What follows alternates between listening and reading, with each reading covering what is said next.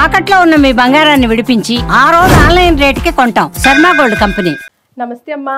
నమస్తే. మహాశివరాత్రి వచ్చేస్తుంది. So body, mind, soul, ఇంటిని మనల్ని మనం ఆ కాస్మిక్ ఎనర్జీని రిసీవ్ చేసుకోవడానికి, ఆ యూనివర్సల్ ఎనర్జీని, ఆ మహాశక్తిని ఎవరు ఎలా చూస్తే అలాగా దాన్ని రిసీవ్ చేసుకోవడానికి ఎలా ప్రిపేర్ చేసుకోవాలంటారు? బాగుంది. కాస్మిక్ ఎనర్జీ అని చెప్పారు. అప్రమేయుడు, అప్రతర్క్యుడు, ఆంగ్మానస గోచరుడు అని అద్వితీయుడు అయినటువంటి శివుడు. ఆ శివుడు ఉద్భవించినటువంటి రోజు కదమ్మా శివరాత్రి. శివరాత్రి వచ్చేటప్పటికి ఇంటిని శుభ్రం చేసుకుంటారు అందరూ. మామూలుగా ప్రతిరోజు దీపం పెట్టుకోవడం, దేవుడికి నైవేద్యం పెట్టడం, ఇళ్ళు శుభ్రం చేసుకోవడం, ప్రతిరోజు తాము శుభ్రంగా ఉండడం, ఇలాంటివి ఏమీ లేని వాళ్ళు కూడా శుభ్రంగా ఇళ్ళని శుభ్రం చేసుకుంటారు. కొన్ని ప్రాంతాల్లో అయితే ఇప్పుడైతే కానీ పూర్వకాలమైనట్టయితే తప్పనిసరిగా గోడలు అలికి సున్నాలు వేసుకునేవాళ్ళు. దాంతో చాలా చిన్న చిన్న ఇళ్ళు ఉన్నప్పుడు, పూరి ఇళ్ళు అవి ఉన్నప్పుడు అట్లాంటి వాటితో అప్పటికి ఏ రకమైనటువంటి క్రిమికీటకాలు లేకుండా ఇళ్ళంతా శుభ్రంగా అయ్యేది. ఇప్పుడు మనకి అసలు గోడలకు సున్నాలు వేసుకునే ఇళ్ళే లేవు మనకి. అందరివి కూడా సిమెంట్ గోడలు, మంచి పిఓపీలు అవి ఇవి బాగానే ఉన్నాయి కనుక అట్లా వాటి గురించిన ఆలోచనే లేదు. ఎక్కడన్నా మరీ మన్యం ప్రాంతాల్లో ఎక్కడన్నా అడవుల్లో ఉన్న వాళ్ళు ఉన్నారేమో మనకి తెలియదు, కానీ ఇంకెవ్వరికి అట్లాంటివి లేవు. కనుక ఇల్లు శుభ్రం చేసుకోవాలి. ఇల్లు శుభ్రం చేసుకోవడంతో పాటు ఒళ్ళు శుభ్రం చేసుకోవడం అది కూడా ఉంటుంది కదా. ఈ రెండు అయ్యాక మీరు అన్నట్టు సోల్ అన్నారే, దానికోసం సిద్ధపడాలి. ఎనర్జీ వచ్చేటప్పుడు దాన్ని తట్టుకోవడానికి మనని మనం సంసిద్ధం చేసుకోవాలి. లేకపోతే ఏమవుతుందమ్మా, 0 వోల్ట్ బల్బుని తీసుకెళ్ళి పెద్ద హై వోల్టేజ్ ఉన్నటువంటి ప్లగ్లో పెడితే ఏమవుతుంది? అంతే కదా. మనం 0 వోల్ట్ బల్బులా ఉండకూడదు. హై వోల్టేజ్ వస్తూ ఉన్నప్పుడు దాన్ని తట్టుకోగలిగినటువంటి శక్తి కలిగినట్టుగా మనని మనం సిద్ధం చేసుకోవాలి. దానికి మనకు అందుకే ఏం చెప్తారంటే, ఏదైనా ఒక ఉపవాసం లాంటివి అవి చెయ్యాలి అంటే ఆ ముందు రోజు నుంచే నియమాలు పాటించమన్నారు. ఎక్కడైనా ఏ వ్రతానికైనా చేసేది అదే. అంటే ఆ రోజు ఆహార నియమం పాటించటం, అంటే సాత్విక ఆహారం తీసుకోవడం, బ్రహ్మచర్యం పాటించటం, భూసేయనం, ఈ 3 చేస్తే మర్నాడు ఉదయం నుంచి మీరు దీక్ష తీసుకోవడానికి తగిన శక్తి కలిగిన వాళ్ళు అవుతారు. అంచేత ముందు రోజునే మధ్యాహ్నం భోజనం చేయడం. ఈ రోజుల్లో రాత్రి భోజనం చేయకుండా ఉండమంటే మేము మందులు వేసుకోవాలి కదండి అంటారు. ప్రతి ఒక్కరికి ఏదో ఒకటి. ఓ పండు తినండి, పాలు తాగండి. మందంటే ఖాళీ కడుపు మీద వేసుకోవద్దన్నారు, కానీ అన్నమే తిని వేసుకోవాలి, రొట్టెలే తిని వేసుకోవాలని చెప్పలేదు కదా. పండు తింటే బలమే, కాకపోతే పండు తినగానే ట్యాబ్లెట్ వేసుకోరు, విటమిన్ సి ఉంటుంది పళ్ళల్లో అని. కొంచెం ఆగి తిని ఒక 10 నిమిషాలు ఆగాక పాలు తాగుతున్నాం ఏదో తీసుకుని వేసుకోవచ్చు. అలా తీసుకుని లేదు ఓపాన శక్తి లేదు అంటే అన్నం భిన్నం చేసుకుని తినడం, అంతే కదా. ఏదో ఒకటి తింటారు. ఆరోగ్యం కూడా ప్రధానమే.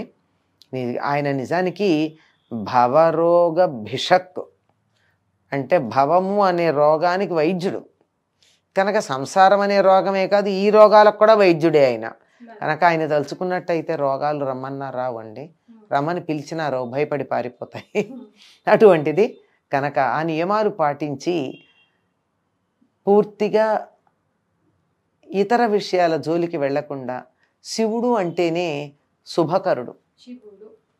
శుభకరుడు అని అర్థం, మేలు కలిగించేవాడు, మంగళకారుడు అని. కనుక అటువంటి మంగళం శుభం కలిగించడానికి ఆయన సిద్ధంగా ఉన్నప్పుడు దాన్ని స్వీకరించడానికి మనం సిద్ధంగా ఉండాలి. కిలుం పట్టిన పాత్రలో కానీ పాయసం పోస్తే ఏమవుతుందమ్మా, పాయిజన్ అవుతుంది, విరిగిపోతుంది, పాడైపోతుంది. లేదు పాడవకపోయినా దాంతోపాటు మనం తీసుకున్నట్టయితే ఆ క్షణాన పాయసం పాడవకపోయినా లోపలికి వెళ్ళాక మన సిస్టమ్ని పాడు చేస్తుంది, లేదా అనారోగ్యం చేస్తుంది, వాళ్ళు కాకపోతే రేపైనా చేస్తుంది.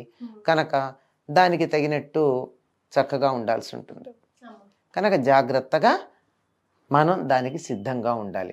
మరి దానికి సిద్ధంగా ఉండాలంటే ఏమిటి? ఇల్లు ఒళ్ళు బాగు చేసుకున్నాం కదా, ఆయన శుభకరుడు అని చెప్పాం కదా, అంచేత కోపతాపాలు లేకుండా, ఎవరి మీద శత్రుభావాలు లేకుండా, నేను చేసే ఈ జపం వల్ల వాళ్ళు నశించాలి, వీళ్ళు నాశనం కావాలి అని అనుకోకుండా అందరికీ మేలు కలగాలి అనేటటువంటి భావన మనసులో పెంపొందించుకోవాలి. శివుడు చేసిన పని ఏమిటి? హాలాహలం తీసుకున్నాడు. అంటే ఏమిటి? లోకాలన్నీ రక్షించటం కోసం విషం తాను స్వీకరించాడు. పాపం పక్కన ఉన్నటువంటి ఆవిడ కూడా ఏమంది, మృంగుమనే సర్వమంగళ మృంగేడి వాడు విభుండని మృంగేడిది గరళమనియు మేలని ప్రజకు. ఎవరో కాదు, తింటూనే స్వయంగా భర్త. పోనీ తినేది ఏమన్నా హల్వానా? కాదు, విషం. కానీ దానివల్ల ఏం జరుగుతుంది? ప్రజలందరికీ మేలు కలుగుతుందని మింగు, నీకేమవదు, నువ్వు విషం మింగిన నేనున్నానంది. మంగళసూత్రంబుని ఎంతమంది నమ్మినదు. ఆవిడ మంగళసూత్రాన్ని నమ్ముకుందిట. అంటే మంగళసూత్రం అంటే మనం మెళ్ళో వేసుకునే మంగళసూత్రం ఒకటే కాదు, మంగళము అనే సూత్రం. లోకంలో అందరికీ శుభం కలగాలనే సిద్ధాంతాన్ని ఆవిడ నమ్మింది. అందరికీ మేలు కలిగితే నాకు మేలు. చల్లగాలి వీచింది అనుకోండి, మీ మీద వీచి నా మీద వీచడం మానదు కదా. అందరికీ అందువల్ల చల్లని గాలి వీచాలి, వానలు పడాలి, లోకం చల్లబడాలి అనుకుంటే నీకు పడుతుంది, నాకు పడుతుంది. నాకొక్కడికే చల్లగా ఉండాలి అనుకుంటే మాత్రం ఇబ్బందికరం. మంగళసూత్రం అంటే అది.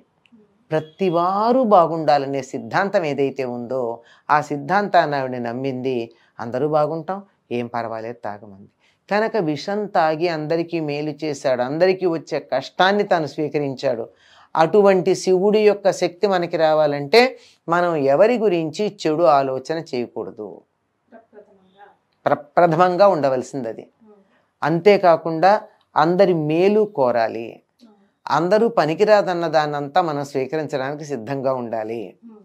పాములు, విషము, బూడిద, అందులో చితాభస్మం, ఇలాంటివన్నీ స్వీకరించి ఎవరూ ఉండడానికి ఇష్టపడనటువంటి శ్మశానంలో ఉన్నాడండి శివుడు. ఎట్లాంటి వాడు కదా.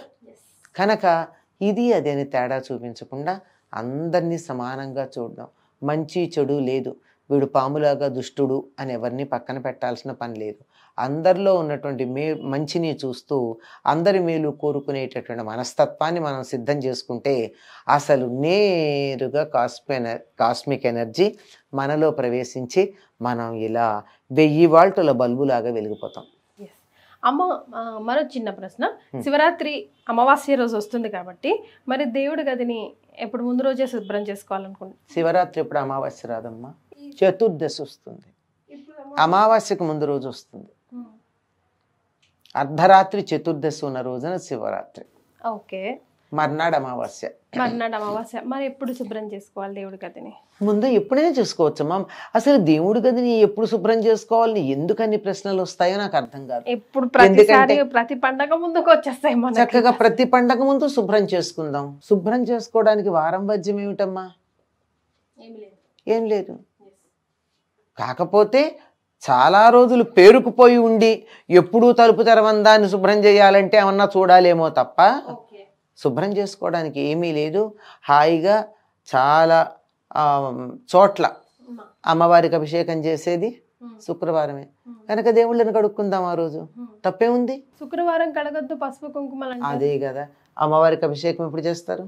మంగళ శుక్రవారాల్లో కదమ్మా చేస్తారు. మరి కొంచెం లాజికల్ గా ఆలోచించాలి మనం కూడా. అదే కదా, కొంచెం అప్పుడే మ్యాజిక్ వస్తుంది లాజిక్ ఆలోచిస్తే.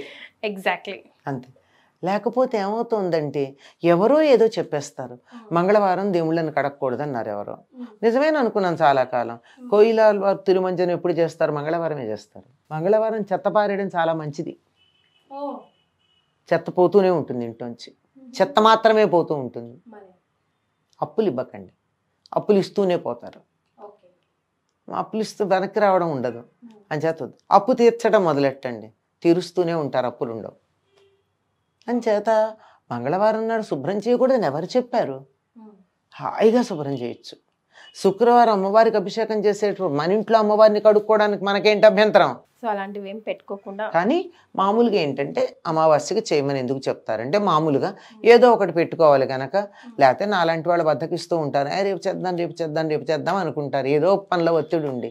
అంచేత ప్రతి అమావాస్య తప్పకుండా చెయ్యాలి అని అలా చెప్పడంలో కూడా కొంచెం శాస్త్రీయత ఉంది. ఏమిటి అంటే అమావాస్యతో ఆ నెల పూర్తయిపోయి కొత్త నెల రాబోతోంది, దాన్నంతా మొత్తం అంతా తీసేసి, పైగా ఆ రోజు అనధ్యయన దినం అంటారు. అంటే పూర్వకాలం వేదాధ్యయనం చేసేవాళ్ళు కదా అమావాస్య. ఆ అమావాస్య పాడ్యమి, ఆదివారాలు సెలవు ఉండేది కాదు, అమావాస్య పాడ్యమే సెలవు ఉండేది. అంచేత అప్పుడు హాయిగా చేసుకోవడం, పైగా కొత్తదనాన్ని ప్రారంభించుకుంటూ ఉంటాం. పాత కళలన్నీ పోయి కొత్త కళలు రోజుకోడి చొప్పున చేరుతూ ఉంటాయని ఇట్లాంటి ఉద్దేశాలతో అనమాట. చాలా సంతోషం అమ్మా, ధన్యవాదాలు.